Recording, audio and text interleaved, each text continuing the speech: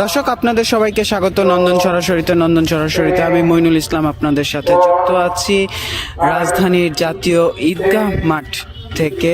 আগামীকালকে পবিত্র ঈদুল আজহা। সারা দেশের মুসল্লিরা মহান সৃষ্টিকর্তার সন্তুষ্টির উদ্দেশ্যে নিজেদের পছন্দের পশু কোরবানির মধ্য দিয়ে পালন করবেন এই ইসলাম ধর্মের তৃতীয় বৃহত্তম উৎসবটি। এর মধ্যে আর দিনটি শুরু করবেন মুসল্লিরা এই ঈদের নামাজ আদায় করার মধ্য থেকে। সেই ঈদের নামাজের জন্য জাতীয় ঈদগাহ ময়দান প্রস্তুত হয়ে গেছে, চলছে একেবারে শেষ মুহূর্তের প্রস্তুতি। শামিয়ানা টানানো হয়ে গেছে অনেক দিন আগেই। বৈদ্যুতিক লাইন, বৈদ্যুতিক পাখা, বাতি এগুলো যেমন স্থাপন করা হয়ে গেছে। এরপরে নিরাপত্তা নিশ্চিতের জন্য সিসি ক্যামেরাও বসানো হয়ে গেছে। এই মুহূর্তে বসানো হচ্ছে মেটাল ডিটেক্টর দরজাগুলো, যেগুলো দিয়ে ঈদগাহ মাঠে আসা মুসল্লিরা ঢুকবেন, যেগুলোর মধ্য দিয়ে তাদের নিরাপত্তার জন্য মেটাল ডিটেক্টর বসানো হচ্ছে। এছাড়া অন্যান্য যে নিরাপত্তা বিষয়ক প্রিকশনস গুলো আছে সেগুলোর কাজ চলছে এই মুহূর্তে। আমরা যদি নিচে দেখাই, যে ফ্লোর, সেই ফ্লোরের ওপর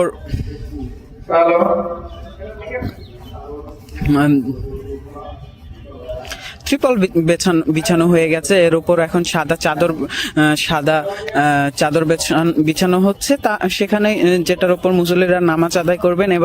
এবারের এই ঈদের জামাতে একসাথে 35,000 মুসল্লি নামাজ আদায় করতে পারবেন বলে জানিয়েছিলেন ঢাকা দক্ষিণ সিটি কর্পোরেশনের প্রশাসক শাহজাহান। এবং এই জায়গার যে ঈদের জামাত যেন নির্বিঘ্নে মুসল্লিরা অংশগ্রহণ করতে পারে ঈদের জামাতে, এবং নির্বিঘ্নে ঈদের নামাজ আদায় করতে পারে, তার জন্য যত প্রস্তুতি আছে তিনি জানিয়েছিলেন। গতকাল গণমাধ্যম কর্মীদের সাথে কথা হয়েছিল। তিনি এসেছিলেন এই জাতীয় ঈদগাহ পরিদর্শনে। তখন তিনি গণমাধ্যম কর্মীদের জানিয়েছেন মুসল্লিদের জন্য যত ধরনের যেন তারা নির্বিঘ্নে নামাজ আদায় করতে পারেন, এর জন্য যত ধরনের ব্যবস্থা নেওয়া প্রয়োজন সবকিছুই তারা নিয়েছেন। এবং তারা আশাবাদ ব্যক্ত করেছেন যে নির্বিঘ্নে তারা মুসল্লিরা এখানে আসতে পারবেন এবং নামাজ আদায় করতে পারবেন। তবে মুসল্লিদের জন্য তারা বেশ কিছু নির্দেশনা দিয়েছেন। তারা বলেছেন যে এমন কোনো যন্ত্র যেন মুসল্লিরা না নিয়ে আসে যেগুলো সিকিউরিটির জন্য, নিরাপত্তার জন্য হুমকি হতে পারে। এবং তিনি সাথে এও যোগ করেছেন প্রয়োজনে মুসল্লিরা জায়নামাজও যেন না আনেন, কারণ এখানে নামাজ পড়ার জন্য যথাযথ ব্যবস্থা রাখা হবে, যেখানে মুসল্লিরা নামাজ আদায় করতে পারবেন। এবং নিরাপত্তার জন্য তিনি জায়নামাজও না আনার জন্য অনুরোধ করেছেন। বলেছেন, সাথে এও যোগ করেছেন যেন পানির বোতলও তারা না নিয়ে আসেন, পানির ব্যবস্থা আছে। এই ব্যবস্থার কথা বলতে গিয়ে একটু আপনাদের যোগ করি, আপনাদের জানাই যে এই ঈদগাহ ময়দানের নিরাপত্তার জন্য যেমন পুলিশ সদস্যরা কাজ করছেন, র্যাব সদস্যরা কাজ করছেন, সেনাবাহিনী সদস্যরাও কাজ করছেন।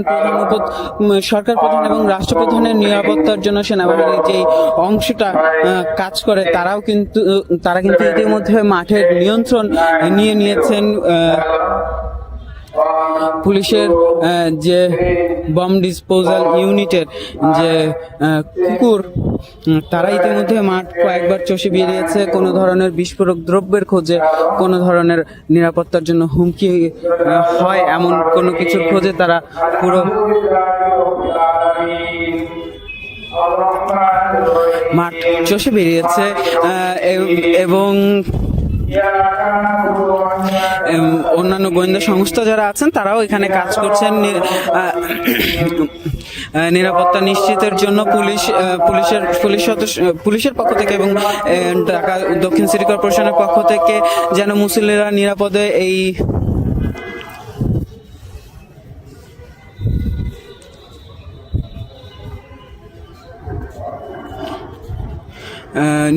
নিরাপদে নির্বিঘ্নে এখানে আসতে পারে, তার জন্য বেশ কিছু দিক নির্দেশনা দেওয়া আছে।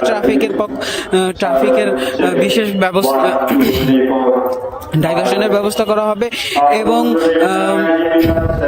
এই যে ঈদগাহ মাঠের প্রবেশের জন্য 4টি ফটক থাকবে। এর মধ্যে যারা রাষ্ট্রীয় গুরুত্বপূর্ণ ব্যক্তিবর্গ যারা আছেন, যারা এখানে নামাজ পড়বেন, রাষ্ট্রপতি, প্রধান উপদেষ্টা,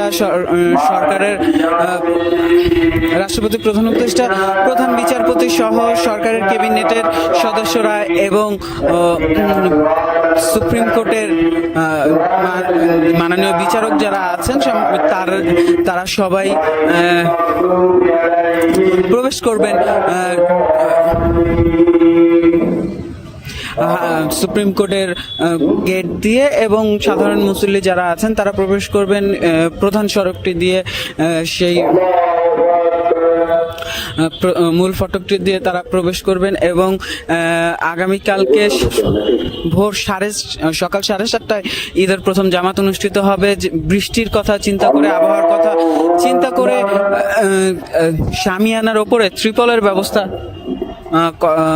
করা হয়েছে, ত্রিপল দেওয়া হয়েছে যেন ঝড় বৃষ্টিতে মুসল্লিরা নামাজ আদায় করতে পারেন। যদি একান্তই নামাজ আদায় করার প্রতিকূল পরিবেশ তৈরি হয়, সেক্ষেত্রে সকাল 8:30 বাজে জাতীয় মসজিদ বাইতুল মোকাররমে জামাত অনুষ্ঠিত হবে, ঈদের জামাত অনুষ্ঠিত হবে। যদিও ইসলাম ধর্মের যে সামাজিক সম্প্রীতির শিক্ষা যেই বিধান সেখানে বলা হয়েছে, সেখানে ঈদ